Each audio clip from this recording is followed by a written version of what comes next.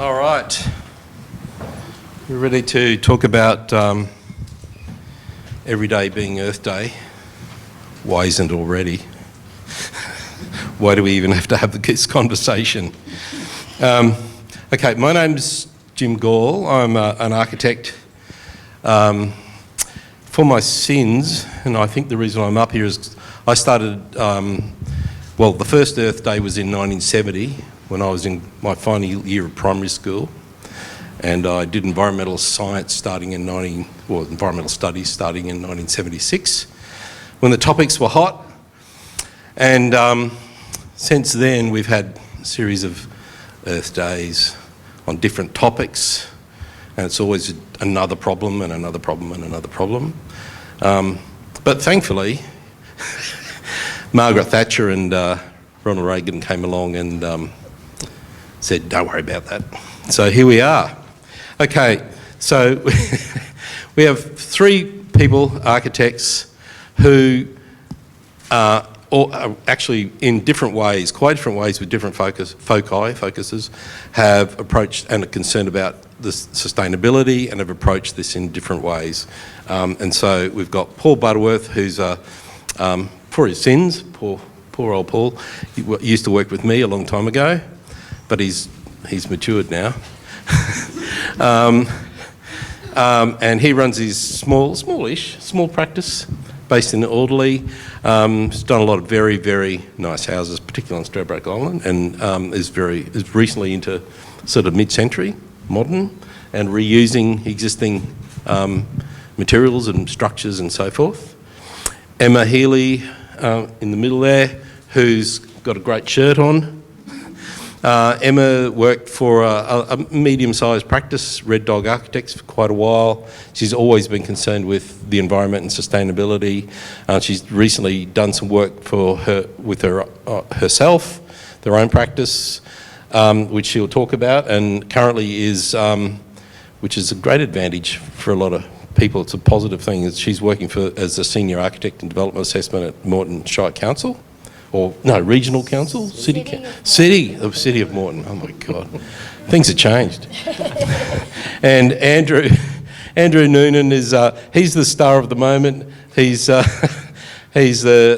lead for sustainability, environmental, climate change, or whatever it is at Hassell in Brisbane, and has just recently won an award for his own house. What's the award called? I've forgotten. Harry Marks. The Harry Marks, that's right, Sustainability Award, which started about 2000 and has been going on and off since then. So he's the star at the moment. Sorry, guys. But the thing about these guys is they've all got different approaches, so that's going to be interesting this afternoon. I'm just going to put some slides up. I'm just going to very quickly drop a few points out there that may or may not make sense. That's a good read, Nietzsche. Have a quick look through that. But basically, the problem for sustainability is we talk about technology and practices and materials, materiality and so forth, but the problem is essentially us, about our expectations and our desires and consequently our demands on the resources of the planet.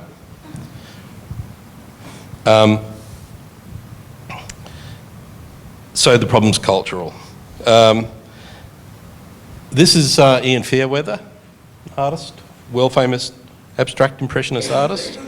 You don't need much to make a big contribution to the world. And if you've read any of his letters or about him, he talks about, this is his little shack on Bribie Island, which was burnt down by the council a couple of days after. Oh, it was Moreton. No, it wasn't Moreton Council. A couple of days after he passed away. And they've reconstructed a replica. But he talks, if you read his letters, it talks about how it connected him with the landscape and the environment and the earth and the place that he lived by experiencing the weather and so forth. So, as I said, we talk a lot about practice and technologies and materiality and we look for the sort of solutions to our problem of sustainability in that sort of realm. But as I say, I think it's actually us. But you know, these are advanced technologies. Solar-powered clothes drying. A machine in the background there that uses solar energy to take carbon dioxide out of the air and turn it into a very useful construction material. And there's a nutrient recycling system there as well, which is very sophisticated. My point is about be sceptical of technology. I think that we focus on that, and we probably need to look in different directions as well, which hopefully I think will come out this afternoon. This is a great building it's in Finland. And there's nothing that doesn't need to be there. That's the point of this building, and that was the sort of philosophy of the whole thing. So this idea of three important things, which are simplicity, modesty, and care. One of the things that we have to do for sustainability is relearn the art of caring, and therefore valuing, you know, the materials and the resources and the people and the places and the land in which we get around on. It's something that's kind of been dragged away from us. And I'll throw out this term called constructed desires. So a lot of what we, you know, I say, well, the problem is us, but it's not, in a way, it's not our fault. Because so much of our desires, so much of the demands are things that are constructed for us. So when your real estate agent says you need that extra bathroom that you have to pay for resale, it's like, no, you're not weird if you don't want it. It's actually sensible. And given a housing crisis, it's also cheaper. And the other important thing is communal actions. It's important to work to do things individually, but it's when people get together and change and the way they do things and understand what everyone else is doing, that's when we get a result. I'd love to talk about this book that my parents gave me when I was 4, which is called Make Way for the Roadway, and deep indoctrination into being a greenie, but that's for another time. So for now, I'll pass on to Paul for his little screed. Thank you, Jim. I'm on. Sounds like I'm on. Thank you all so much for coming. It's greatly appreciated. It's good to see so many people interested in this topic. Thank you kindly for your time. I run a small practice. I'm an architect, and we do a lot of domestic scale work, renovations and new homes, and we work in the suburbs. And to me, Brisbane is intensely a suburban city. Most of it is suburbs. Many of us grew up in these suburbs. And there's a lot of texture within the suburbs, and there's a lot of value, to me especially, to be found in the existing fabric of the houses and homes that are there. So I'm going to use this single case study because we haven't got a heap of time specifically, but this client was on the hunt for a new home. She was looking for a Queenslander, and she came across this home which is vaguely modernist in its flavour originally, and fell in love with it on its inspection. And she knew it had good bones, good raw ingredients. It was an owner-builder home off a set of plans many years before. A whole family had grown up in it and matured and left, and it had been sold on, and now it was her turn to become the new custodian for this house. And through the purchase of this house, which she bought at auction, she fell in love with the mid-century movement of this, which has a sort of a very broad flavour, even though it's painted in Federation colours.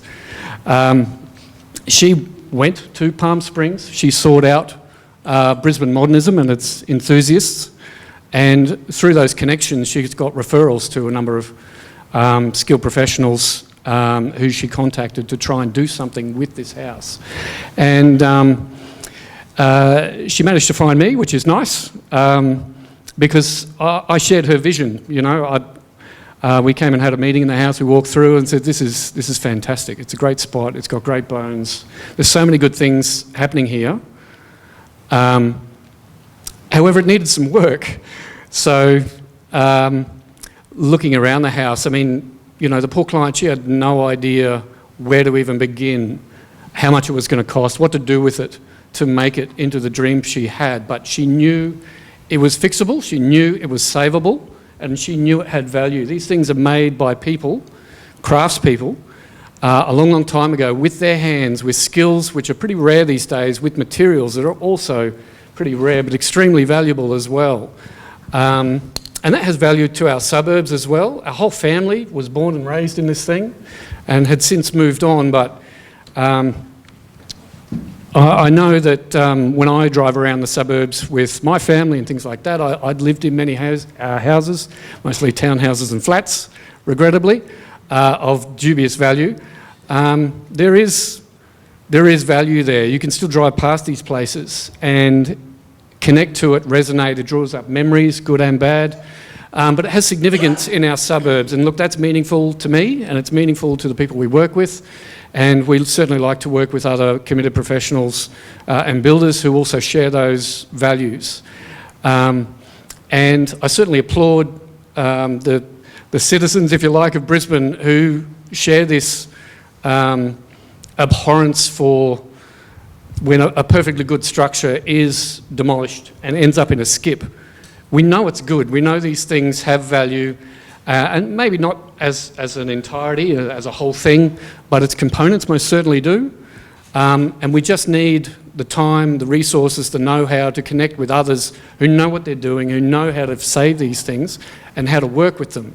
And the good news is there are more and more community groups and commercial groups as well, non-for-profits, you know, being established to help deal with these sorts of things. And I'm also happy to say that the group of committed professionals like myself and others, you know, is also increasing, and we're getting better at this, you know, which is fantastic. I'll skip ahead. The house was dark. It wasn't completely full of asbestos. There were asbestos elements. There are other dangerous elements as well, you know, paints and things. And just didn't suit her needs at the time. But the good news is she didn't need a huge intervention. She didn't need to turn it into this palatial thing with multiple bathrooms and bedrooms and all this sort of stuff. She was a single lady by herself with a very clear vision. And she didn't need to build another whole house worth of infrastructure to entertain anyone she's ever met at any point ever, you know, for a week at a time, you know, any given year. So the good news is we took the budget she had, which was modest, and put it into the things she wanted and needed for the home to be happy. So, and to also get it performed. So a quick sort of trip through only 6 months worth of construction. Our interventions were incredibly strategic. The budget, you know, stretches less and less these days. And it was getting worse by the minute, basically, through the course of this project. But we did work with the builder, who was a very energetic and sympathetic and capable young guy, and a former neighbour of mine, and still a good friend, which is a really big help. We're still friends. He shares my office. And look, through his connections as well, he knew some mural artists and things like that. We were actually able to build on what we wanted to do, and other opportunities popped up along the way that we could sort of capitalise on as well and really personalise it and make it special for the owner, sorry. And look, that's the end result. This was finished in February this year. It's very photogenic, it's very pretty. We do love it. Look, we didn't do a lot.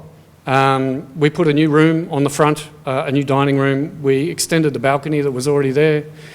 It got a freshen up in places. We did a little bit to a bathroom, and we put new bench tops on a kitchen and livened up the inside. She already had some amazing furniture and some amazing taste and enthusiasm for the genre, and we really just kind of got out of the way a lot and let her sort of really consume it. She was very consumed in the process as well. She lived on site during construction, and which we don't recommend generally.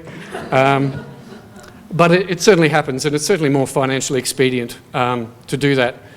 She was a member of a lot of Facebook groups, Buy Nothing and all those sorts of things. So a whole bunch of freebies and building materials came and went and swapped and saved and were hoarded downstairs. She was right on board. And look, we couldn't have done any of that without her initiative and her knowledge, in the sense that she knew it was the right thing to do for this house. And it didn't take much for us to just, do some drawings, throw some paint around, make some strategic moves to build on her dream. But really it was from her. She knew it could be saved. She didn't know how to go about it, which is fine because she's an accountant. She has a completely different sphere of expertise and life experience. That's what we're for. That's our job. And I'd like to hope that, we're not too bad at it from time to time. But we know she loves it. And she's now, on the Brisbane Modern circuit. And she's hosting talks and all sorts of other things in this home. So to connect it to Earth Day, to me, is really, it's the sensibility, it's knowing in your gut, in one's gut, that there is an opportunity here and we can make an intervention, we can make it better. And now it's climatically, it performs better. It takes advantage, it connects to the site, to the context. So it actually connects her to Brisbane more broadly, because now she can see it from the balcony and out the windows that face east. The community is incredibly engaged and interested on it. It's been posted on her local Facebook community pages many times, I'm told. I'm not a big social media chap. And it's generated a lot of interest, and people have now become more aware that this is possible, it is an opportunity, and it doesn't take a lot in the sense of once we know what we need to do. Of course, there are significant financial resources, but not as much as one might think. To do a thing and work with skilled individuals, it can be done. And we can save these things, and it can live again. Almost everything there, apart from the bench top, is original in that image. Have I got another image? Before and after. We just did a thing out the front, and we painted it a bit. And we got a bit wacky with colours. Yellow was her favourite colour. So, there's a bit of jazz hands out the front. Not too much, because, that'd be too much. So, so those, circling back, that's incredibly sustainable to us. The original owners, the children of the original owners are still around, and they are thrilled, that we've able to make something that was really quite run down have another life, and albeit in a slightly different angle, but they're happy for it to have not ended up in a skip, in landfill, and all these perfectly good materials and experiences, and the sensibility of the culture and the society of the suburb remains intact. This project's in Stafford Heights, and Stafford Heights has a lot of these kinds of homes, and they are being demoed, and we are getting huge things built in their place.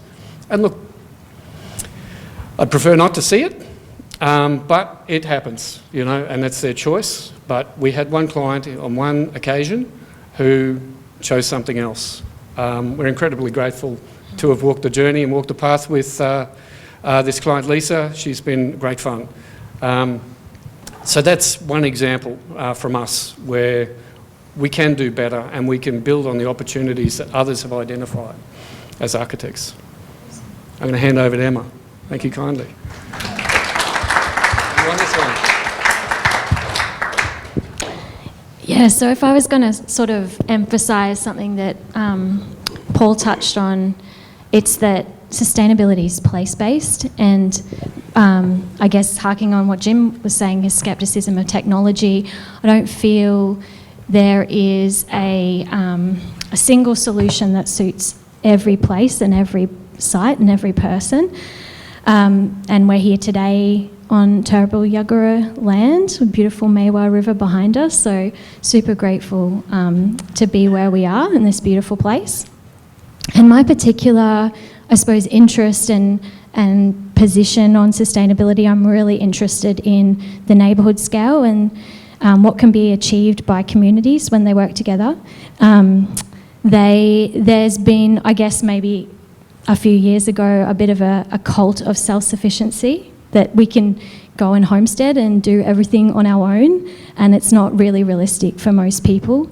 And at the other end of the spectrum, there's, from the bigger scale policy, government kind of end of town, things do move quite slowly in that space. So I've been quite heartened with the communities that I've been involved in over the years, and I'm going to utilise this particular small project, which is really humble from an architectural perspective, and I guess that's my point, is that we're kind of focusing today on environmental sustainability, but there's really three tiers or three pillars of sustainability that we talk about: is social, environmental and economic sustainability. And social sustainability and that social capital, like what you were talking about, being mates with the builder makes a huge difference, and leveraging that within communities is really important if we're going to be able to achieve things that haven't been able to be done before. So using this example of a piece of community-owned infrastructure that, the architecture, we designed them a new facade. We renovated a new facade on the southern side of this old warehouse, which is a World War II warehouse, but had been utilised as a local organic food hub initially. And then they had the opportunity to buy, they'd been renting this space, this Food Connect, this company. I suppose they already had a lot of values around sustainability inherent in the community, and they had the opportunity to buy the building. And what was interesting about this project is they raised money through what was Australia's first equity crowdfunding campaign. So 520-something people all pitched in to purchase the building together. So that's a new kind of model for communities to invest in a piece of infrastructure that's going to benefit people into the future.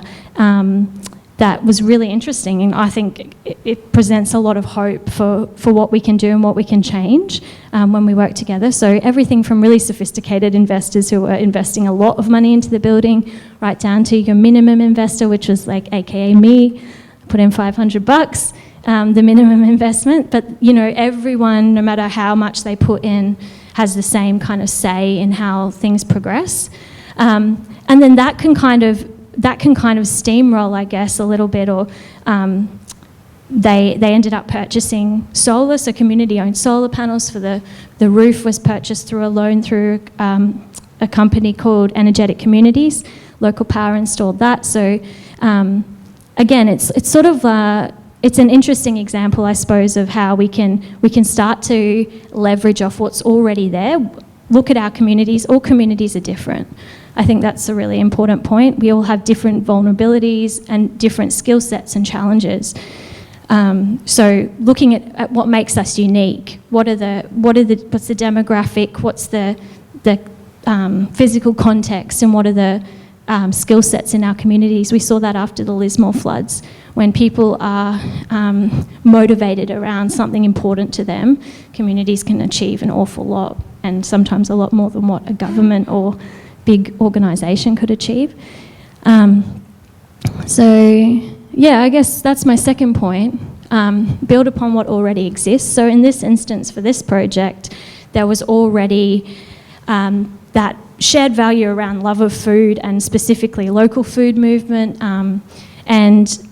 And so all these people, that's a photo of the care holders sort of coming together within the building to make some decisions about how they're going to renovate. They did decide to do the minimum investment in terms of the renovation from a financial perspective, but also from a sustainability perspective. That was a really good decision.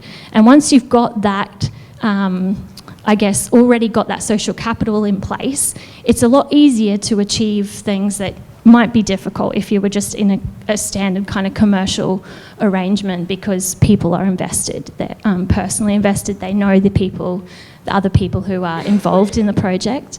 I think that's what I wanted to say about that.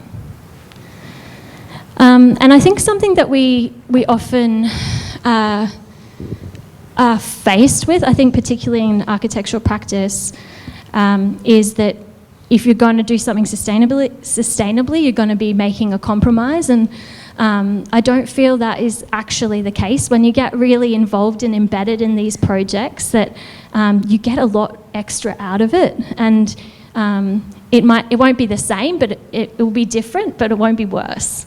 And it could be better. And a lot of those things that you gain out of it, I feel, are kind of intangible. Like, you might miss out on that extra floor area, but like for the case of this project, I could take my kids to work and the people there knew them, they would genuinely care for them, the kids would have a fun day, you get a great experience doing some gardening together. In this case, that's the guy on the right holding the light, that's Rob, he's like the founder of Food Connect. He went and we dug around, I think actually Anna in the previous photo, that's someone who works with me, dug around in the shed looking for like old things that they had lying around. And Rob made the lights for the outside of the building himself.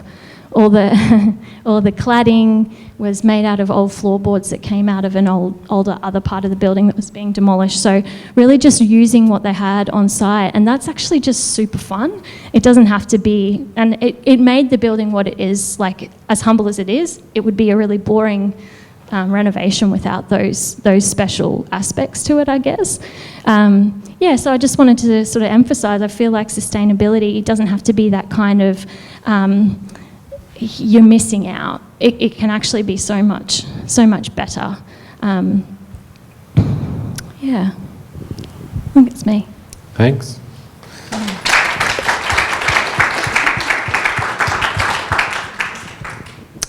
So I guess my take on this is, if every day was Earth Day, what would it be like? I guess first we have to understand what is our purpose on Earth. And that's a big question, an existential one, a weird one. But it certainly isn't here to come and just take out everything that we want from this place. So it's about understanding where we are, how we are responsible to it and to the future generations and to generations past. So we have a heritage factor in there, we have a future factor in there, and we have our own livelihood factor in there. And to do that, we need to understand the systems in which, I guess, we all operate and live within. And so those systems, when I talk about systems, we talk about things like water systems, so how water moves across our sites. We talk about the air system, so how much we pollute the air. There's material systems, and there's social systems, and there's all these multiple systems that stack on top of each other.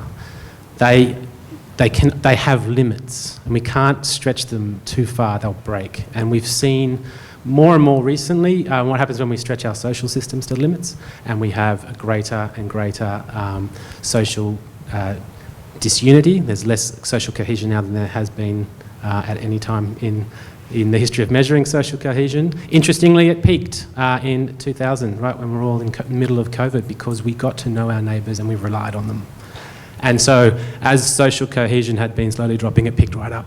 And then it dropped, now lower, to the lowest point it ever has been in the fastest time ever. So that's the kind of thing that happens with our systems, and we're seeing that with climate change.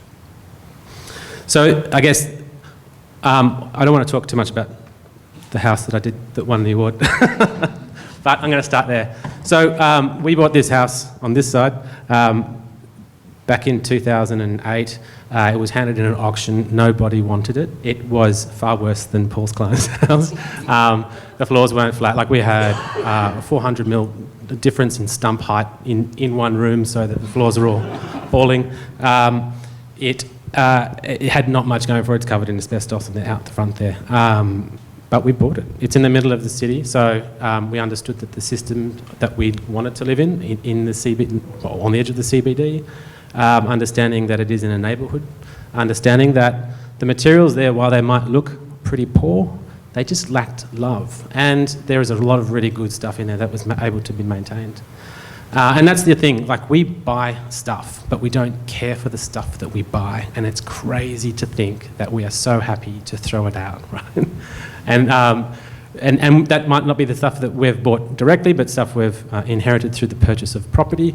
But we see it more and more with things like fast fashion, right? People take stuff, they wear it for 30 days and then they throw it out. And if I ask somebody to give me $25 every week for nothing, they wouldn't do it. So I'm not sure why we're doing it with things like fast fashion, because the benefit to us is actually Very little. We won't remember that stuff 20 years from now, as most of us know.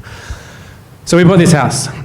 Everyone thought we were crazy. We asked people to level it. That was the first thing we wanted to do, was have flat floors so that we could start working on it. And the first 10 people who came through to give me a quote just told me to put a fire under it and burn it, because that's the culture that we live in, that it's far easier to burn and start again than it is to keep. But we persevered and we moved on. And as you can see on the left there, the house no longer looks like that, but it's actually back to more what it was as a heritage cottage. So that took a lot of research into the materials, understanding the timbers that were in there. Most of us probably don't realise that the heritage, this is a 1880s house, 1870s house. Timber back then, while Queensland and most of the cities around here, Brisbane, most of the cities around here were timber ports, all the timber that made that house up, except for the frame, came from the US. And that's a pretty weird thing that we got Oregon, as it used to be known, it's not anymore, but that was all shipped over from Oregon. There's a reason we call it that. The frame is Australian hardwood. That was, that's about it. The roof on the old, and the red roof there, that was the original 1880s roof. So when people talk about how long things last, you need to really question it. That roof had been there for over 100 years. And when we took it off, it had all the maker's marks. We knew it came from Glasgow. We knew exactly where it was from. The factory, it was a Sunshine Steel factory in Glasgow. So it's really interesting to understand how this stuff works. We had to take it off to put insulation in and fix the quality of the house up, unfortunately. And so too with the timbers, and trying to find out what's in there.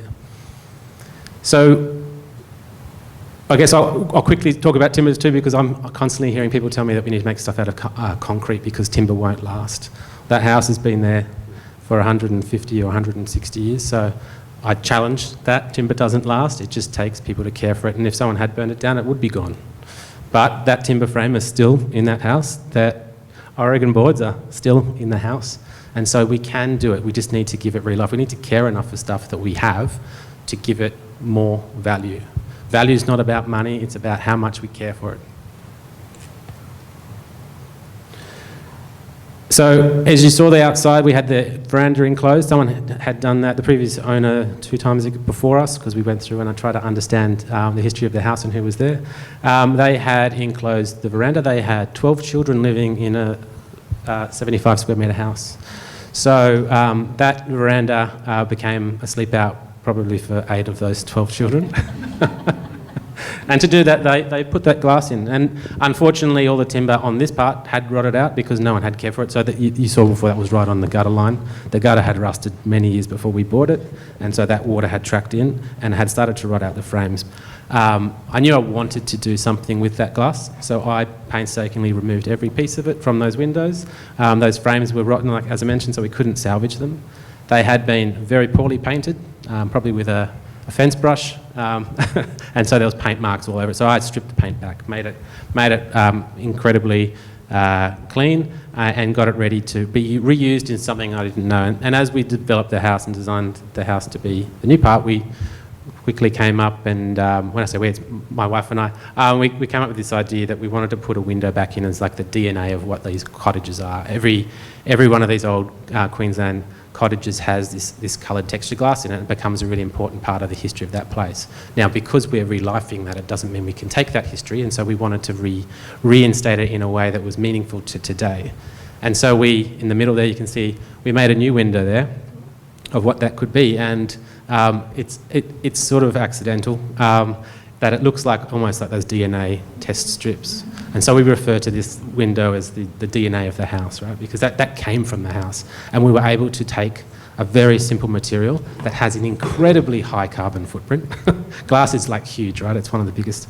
And we were able to take some of that glass, being 90 years old at the time, and some of it probably being 10, put it back in a way that was, that told a new story of what this place could be. Similarly, you can see in the middle picture there, the wall on the right-hand side is still the old weatherboards. We kept them. And there's the window that we no longer needed is still there. We don't have the glass in it. It's blocked up. You can sort of just make out the edge of the window where the weatherboards stop. And so it's the edge of the old timber frame. So the idea not being to fix things, but to keep it and retain it. And then as we cut the new opening into the old corridor, you can see there, it's got a lot of the old features of the old house.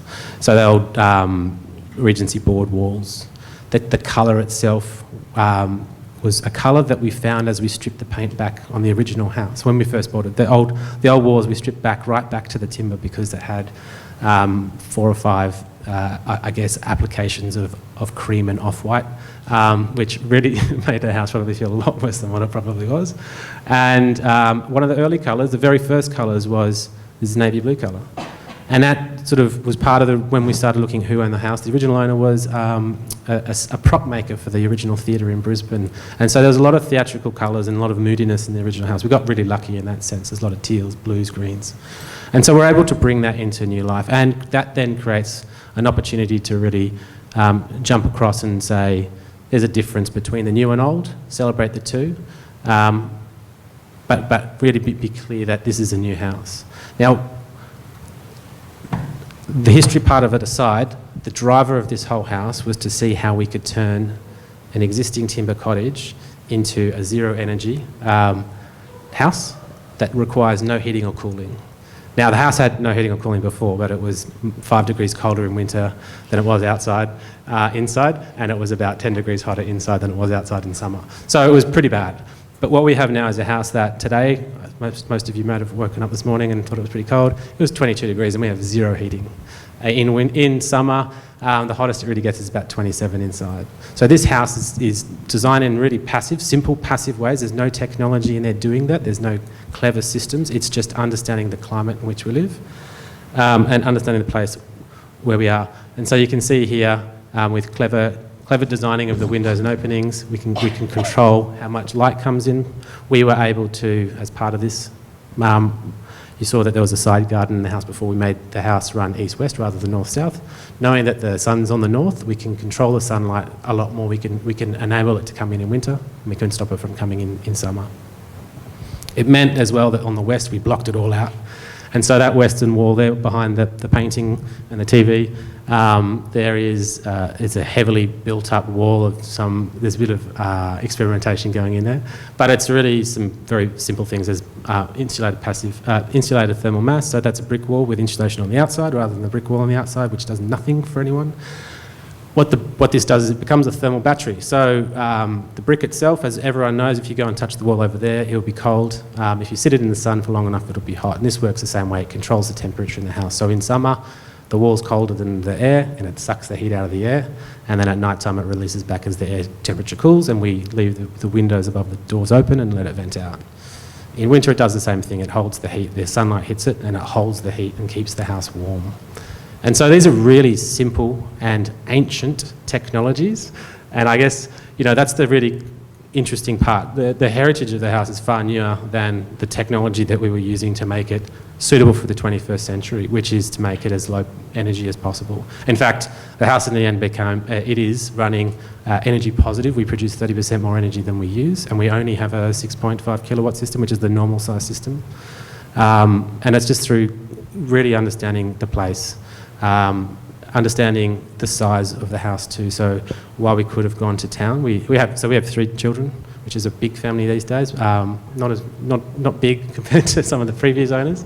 And so we lived in the small part of the house during COVID, and the kids were pretty medium sized by then, but they're all my height now. So we needed to really do something and create a bit more space. But we didn't go nuts. We went and we've got a house that's less than 200 square metres, which might mean nothing to most people in Australia as a new house. That would be quite small. So it is technically a small house now, which makes no sense. If you're in Europe, it'd be a huge house. If you're in America, it's a medium-sized house too. So it's about being sensible about what we put in, not taking away what we don't have, and you don't lose the quality of life in there. In fact, we believe it's probably a lot nicer than most places. And to that point, I guess, here's just a really quick graph, because I do like to work in science a bit, that this is showing the increase in floor area of houses in Australia. And there's an interesting correlation. So there's a lot of change that's happened recently. So as Queensland adopted the new building codes this year, on the 1st of May, and that meant that the star rating of houses goes up to 7, which means nothing to most people unless you really get behind it. But what we've seen as a trend since we started regulating star numbers on houses is the houses have gone up in size, and then you can see it on the graph on the right, that the energy in the new houses that we're using is far exceeding the old houses because we're making them so much bigger even though they're more efficient. So it's this balance. We need to constantly find balance, and it goes back to that idea of what systems do we play within and what is our responsibility here on Earth to find that balance of things that we do. Do we need more, or do we just need it to be just enough? And so I guess this comes to a point I like to talk a lot about, which is enoughness. So if we can really take anything, I guess, from what I'm talking about today, it's about this idea of enoughness, which is only using what you need to use. And if you don't need it, give it to someone or sell it. Like, there's no reason to throw it in the bin. That's all. Thank you.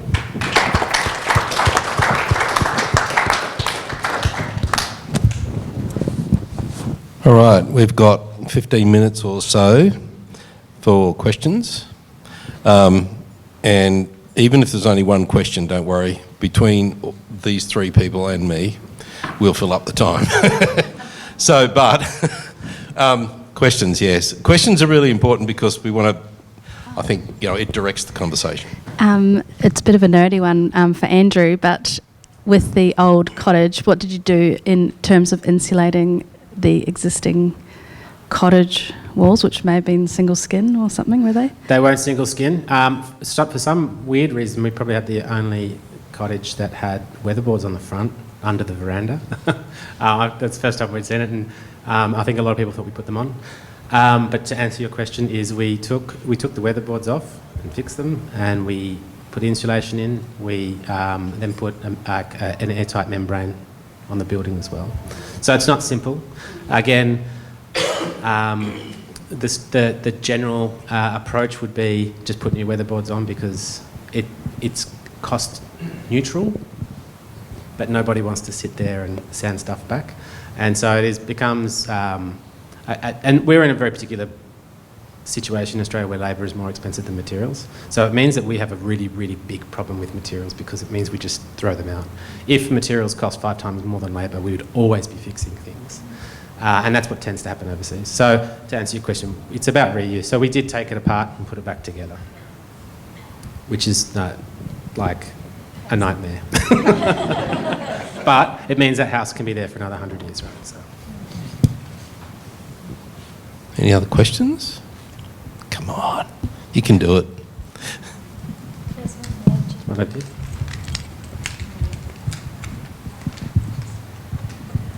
In fact, I'm interested in the first house because I saw there are some colorful design. So I want to ask, in our sustainability design, how to use the color to make the connection, like the balance between the design and the environmental protection. It's like, I saw a different color in the first house, so I'm very interested in the color design for our architecture design. That's for me. I'm a bit deaf. I was in the artillery for a while.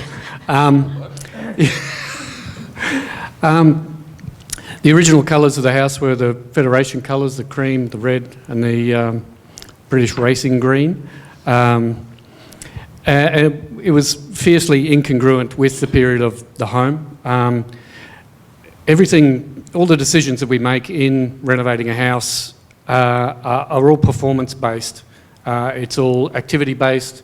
And if it happens to look pretty as well, then great. There's sort of an aesthetic sensibility and there's a balancing act as well. What we're trying to do with that is to create a sense of calm. So in a lot of our projects, nothing is shiny, nothing is high gloss, apart from the things that absolutely have to be, like glass and shiny things. Everything else is not. So that's about reducing glare and, getting the most out of the light that we have available, bouncing light around inside homes and things like that, and softening everything up to reduce eye strain, headaches, glare, and all these sorts of indirect things which accumulate over time, as well as the sense when things are glossy and shiny, they get covered in dust and they get fingerprints all over them. Now there's an urgency or a tendency for people to feel that they need to be cleaning everything constantly in their homes. So We'd like our homes to contribute to the positive mental health of our clients if we can. So all that sort of stuff is part and parcel. The client's taste, she was keen to paint the house a whole bunch of different colours, like a harlequin, different facades with different colours and things like that, and we sort of counselled restraint in this regard. And we picked a handful of, fairly tangy colours, but kept everything white because we just needed cohesion between what was existing, which was a lot, and what the new things were that we were doing.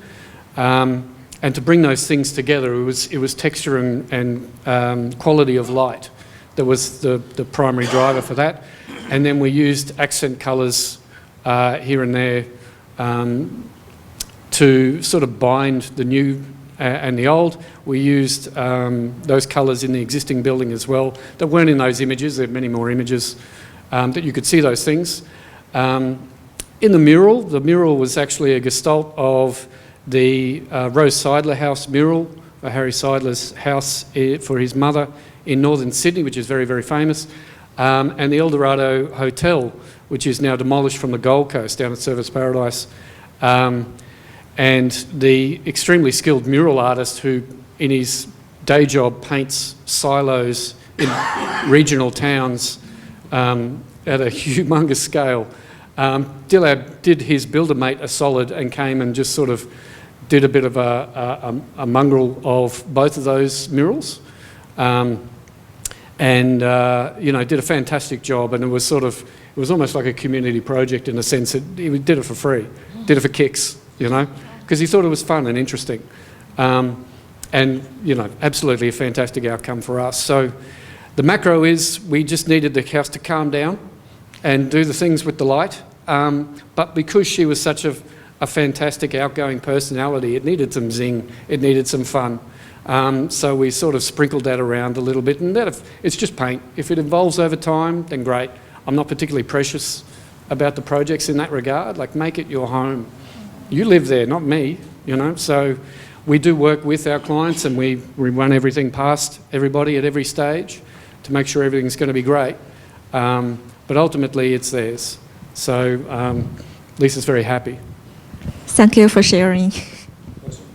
Could I add a little side note, like related to what you were just saying about using new materials or using older materials too? If we're going to be sealing up our buildings more tightly for climatic reasons, it kind of poses the question of, although there is a lot of new emerging materials that are really great in terms of the way they're made, in general, you're going to get more VOCs, which are volatile organic compounds, coming from new materials than from old materials. So it's something just to keep in mind too, if you're like, another reason to salvage materials, I suppose, is from the health perspective. I mean, obviously there's asbestos and lead and all that stuff too, which you can get rid of, but... Question? We got another one over there. Yeah. Just a question for you, Emma, on the sort of, social enterprise co-op that allowed this your project to exist. How is the sort of ongoing, because you all have sort of been talking about the care and the sort of legacy of these projects. How is it that that's sort of being organised, given that so many people were involved in its inception? It'd be wonderful to know how are they trying to keep that going into the future? It's a really good question because I'm involved in a few communities that I think schools and kindies are really another really good example of where people are passionate about their kids, and so you can leverage that to kind of, create a new, build on that. This particular organisation I've been involved with in varying capacities for like 15 years, initially as a customer and then becoming like having a co-op at my house, and then it's kind of evolved. So I've known it through a number of iterations, and there are people who are invested in this building, and sometimes like the bigger investors who are just like, you do you. I'm just giving the money, and I believe in that concept. So they own part of the building, but they're not really invested day to day. And equally, then there are people who may not have been able to put up $500 even to get involved, but they're there every day cooking or doing gardening or whatever. So it has lots of iterations, but I think once you kind of, it's not all beer and skittles in those sort of like community organisations either. There's a lot of like politics and stuff that goes on. But if you're emotionally invested, I used to always be a little bit afraid of getting, you know, work and personal life mixed together. But over time, I've kind of realised that it's what holds you together, because you've got things that are keeping you there other than just the project. So I think even though there's a whole bunch of people who, they all have different connections to it, some more so than others. I think because people are, particularly like I'm not from that side of town, so I think the people who are from Salisbury area are there more often and more connected in a place-based way. Like I'd like to see more of these sort of things. I think we need one on the north side, probably multiple ones, you know. That was kind of a really weird ramble and probably not, I'm not sure if that answered your question. And I think that from what I understand, from like, just to ask maybe one follow-up for you three is sort of, what is it that you've found to be most successful in sort of getting those that inherit the building to care for it, like other than yourself, so to speak, designing for care within that? No, it's a really good point with that project. Like, not long after the renovation happened, actually, there was that big, what did they call it? That big storm. They ripped a whole bunch of roofs off buildings in that area. So, yeah, that caused a big kerfuffle, and like the garden that had recently been planted just basically all went, it died. It got overwatered. So I think it's just that, you know, that have you heard that analogy about a choir? You know, like how does a choir sustain a single note for so long? Because the others are singing while the other one takes a breath. That, you know, so you all take breaths at different times, I guess, and hopefully tap back in and out as you need. Yeah. Oh, we'll have our next question, I think, as we move on. Hello. I'm very appreciate today's topic, and I got like two quite immature question. And one is, do you think in the future the cost of the architect or the house will be lower or increase? Just generally, and because I was thinking in the next maybe 20 years, so will everyone just live in the apartment, or will build more like the very small houses? I'm just a very random question. So in your, did you think about the what's the future, the dwelling, what people will live in an apartment or houses? I might jump in because we're running out of time and use that question as a way of sort of summarising, I think. Sure. It's an interesting thing. The cost of labour, the cost of materials will continue to go up because there's more people. Yep. By the end of the century, materials will be cheap because the global population is expected to peak about 10.5 billion and then start dropping from 2060, 2070. Good news for everyone. If we get there. If we get there. I thought you were the positive one. That's positive. But I think there's something, and Andrew summarised it really nicely, this idea of enoughness. So you can make the cost of a house, and this is important because how many people here have got houses? You lucky bastards, we're all very lucky. Sorry, I shouldn't have said that. But if you build enough, what do you need? So there's some really simple physics, like something small costs less to build. You reuse materials or reuse existing buildings, or that's costs less. A smaller space, less air to heat and cool, so it uses less energy, and so forth. So it's an interesting question because what it means is, well, yes, just as Andrew was saying, we're using more energy in houses, less per square metre, so they get their star rating, but they're twice the size they need to be. So there's something really important there. So small, housing crisis, affordability, smaller houses, less energy intense because they're simply physically smaller. And then there's a whole range of other little things that that were touched on here about the experience of those sort of spaces. And what does enoughness mean?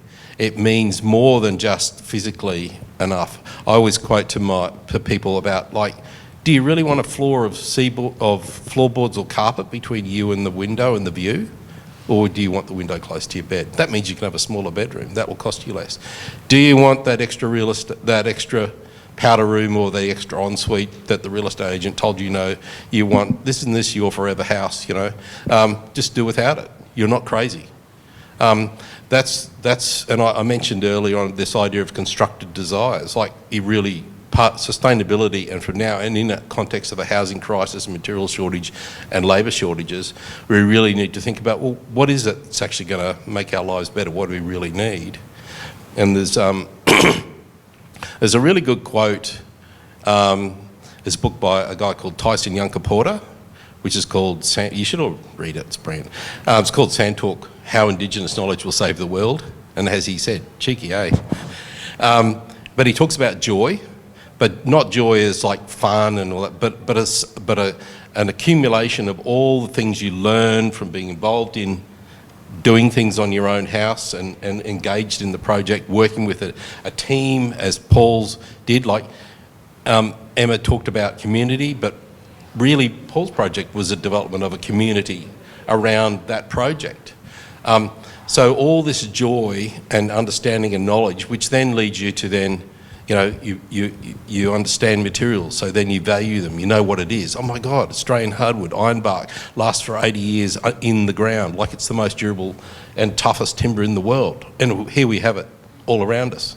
Does anyone know that? Do we value it? So that sort of reconnection with things brings all the joy back into our lives in terms of the places that we live. It's a really interesting thing. And there was one of my slides, I had that little sneaky quote, which is, through what we design ourselves. Just look at your mobile phone. Now that's redesigned your life. But if we can bring this sort of deconstructing desires, reconnecting and bringing this sort of humility, simplicity, modesty, Emma used the H word, humility. I've been lambasted for using that word before, and care, which is everyone mentioned, back into making houses and places that people, to accommodate, facilitate and enhance their lives, then we'll have a more joyful world with things that we don't need the energy, we don't need technology, we don't need bigness. Okay, I think, is that about it? You want to say something? Yeah, I'll add on to that too. It's also thinking about time. So I think far too often, because we are inundated with information, we only really think about now. And we don't think about how long something takes to be made, how long it will last, as you're saying, and then what it's going to be in the future. So, any house we build today should still be here in 2100, which will be a very different climate to today. And so it's making sure that we're not putting in something that will be disposed before then. And that's how you keep the cost down. If you're constantly knocking down and rebuilding, the cost goes up. It's more costs more. That's the simple equation, right? The more that's there, the more it costs. Interestingly, lower carbon solutions cost less than high carbon solutions. And this is something I challenge anyone to disagree with me on, and I have a very heated debate with you. Because it simply is more processing. The more energy, the more carbon you put into, the more it costs. So your big, huge concrete houses, as I'm looking across the river there, are going to cost more than a small timber cottage. And keep in mind too that timber takes time. So one of the other ones I wanted to quickly talk about was understanding how long things take. So we all see timber as a sustainable material, and people are happy to use it temporarily, but it still takes 25 years to grow the softest wood tree, right? So we can't just simply use something for 5 days or 2 years and then chuck it out because we can't sustain it. All right. Can I ask you to thank Paul Butterworth, Emma Healy and Andrew Noonan. And I think we've timed it pretty well. We've got 26 seconds to go. 25, 24. Okay, thank you very much, everyone, and have a good afternoon and enjoy the rest of Brisbane Open House.